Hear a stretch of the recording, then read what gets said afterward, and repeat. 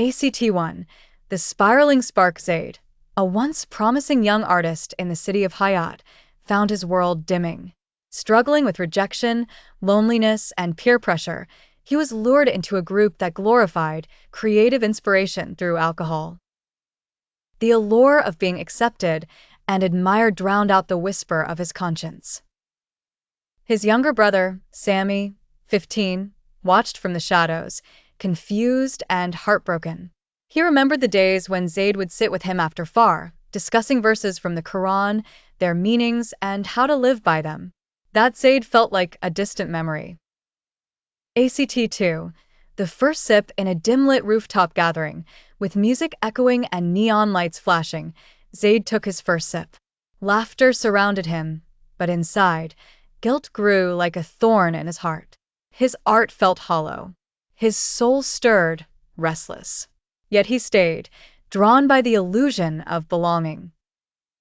He thought of his late father, who always said, "Your hand is guided by what your heart consumes." That night, his hand shook as he sketched, lines breaking apart on the canvas. ACT3.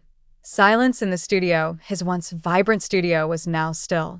The scent of turpentine no longer lingered, replaced by the stale odor of unwashed brushes. His canvas sat untouched. He stared at the Quran on his shelf, dusty and ignored. Sami entered, quietly picking it up.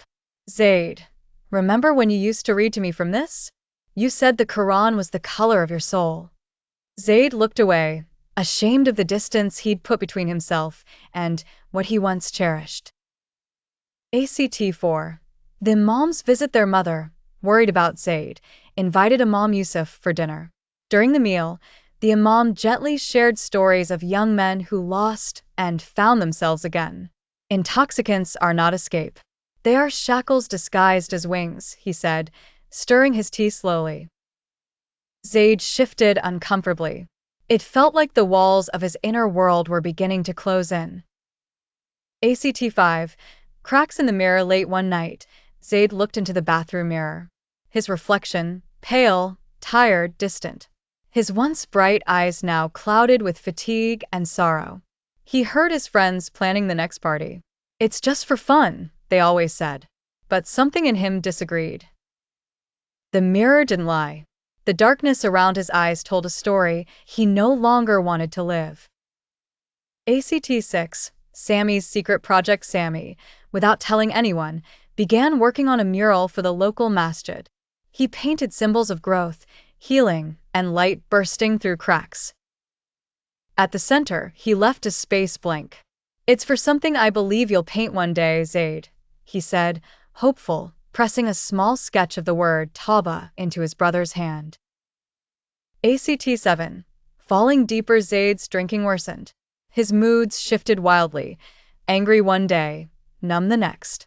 One night he stumbled home, knocking over furniture, startling their mother. Sami stayed up, crying silently, listening to the chaos. He sat outside Zayd's door, hands clenched in dua. "Ya Allah, bring him back. Please, don't let him drown." ACT8.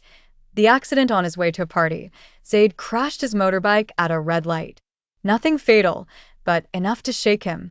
He lay in the hospital bed, cuts bandaged, ribs sore, pain radiating through his chest, but none of it as piercing as the pain of regret.